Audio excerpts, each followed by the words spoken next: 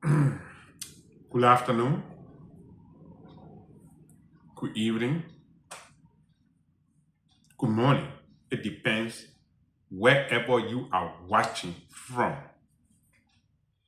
I'm doing this short podcast because I'm angry in my spirit. But you want to ask me why you're angry? I'm angry at the South Africans who are carrying on xenophobic attacks on their own African brothers and sisters who are living there, opening businesses, restaurants, stores, barbershop, and you name it. And they are not happy because they are making progress. And they are saying that the other African brothers and sisters living in South Africa are taking their jobs. How are they taking their jobs? You were born and raised over there. The people are in your country to help boost your economy. And you going after them because of xenophobia. And this is not your first time doing it, South Africa. And I want to call on all Africans, leaders. Africa is a continent. It's not a country. It has 54 countries divided. Central Africa, East Africa, West Africa, and you name it. It's time for the leader to step up, more especially the chair for African leader, Mohammed, His Excellency Mohammed Ali Yusuf, who is the current chair of Africa Union. It used to be OAU, Organization of African Unity. It gave birth in 1979 in Liberia, but now it's called African Union. But it's a historical backdrop that I'm giving. Mr. Yusuf, Your Excellency, called on all African leaders to convene an emergency meeting and call on His Excellency Cyril Ramaphosa to send security, pressurize him to send securities and army personnel to stop those xenophobic attacks on our African leaders. This is unacceptable. South Africa, yesteryears, they were going through attack and being killed by the Western world, the white. During the apartheid, African opened doors for them. And some Africans were able to actually give them helping hands in order for them to get their independence. That brought Nelson Mandela to serve the presidency before the rest of his life. Today, South Africans forget to know the pivotal role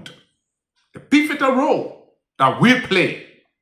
So it's now time for you to pay back and going after your own people. Ramaphosa, President Ramaphosa, I'm disappointed in you, sir. Call spade a spade. Your people are exercising xenophobic attack and xenophobia behavior. And you are having a press conference and saying that migration got stages migration got, it got different problem. This is not migration. Those people went in your country to seek greener pasture. And your people are going after them. And you, as a president, you are not going to send a security to protect the people. But I want to say, in this public manner, to His Excellency John Dramani Mahama, President of the Republic of Ghana, who exhibit a leadership that I give a credibility to. Why Ramaphosa, His Excellency, is sitting and watching other Africans being slaughtered, being murdered, being beaten, taking away their properties. President Mahama said, look, man, I'm going to rescue my people by sending plane. And he was able to send a jet over there to bring 250. And still, there are more to be evacuated. Because Ramaphosa, the president of South Africa, is not sending security to actually protect the people that are being beaten, that are being tortured, that are being killed by his people. So, John Dramani Mahama, the Excellency, sent a plane. And on the basis of that, the Nigerian president said, that is a good initiative. Nigeria is densely populated, and for that reason, every country outside of Nigeria, they got Nigerians. And I believe there are over 2,000 to 3,000 Nigerians in South Africa. And His Excellency Bola Tinubu, the president of Nigeria, arranging to file a suit with John Mohammed Dramani, His Excellency, to bring their people back to Nigeria. Because there's no security.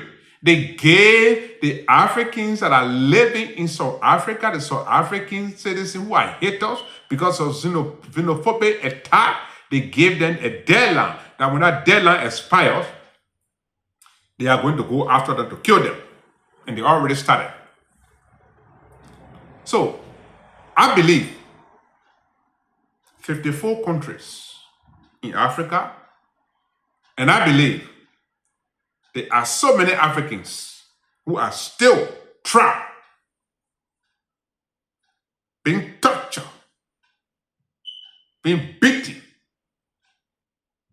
attacked, and at some point killed. They are still there with no security because His Excellency Cyril Ramaphosa refused to send security out there to protect them. So I'm calling on other African leaders to make sure that they follow suit. Go, send a plane. If you are closer, you can send a bus. But those that are far out, they can send plane and make sure that, hey, we want our people out of South Africa. If you do that, it will send a clear message to the South African. I know they don't really care. And I believe there are schools of South Africans who are outside of South Africa also going to seek greener pasture in other countries and they open businesses. Now, I'm calling on African leaders.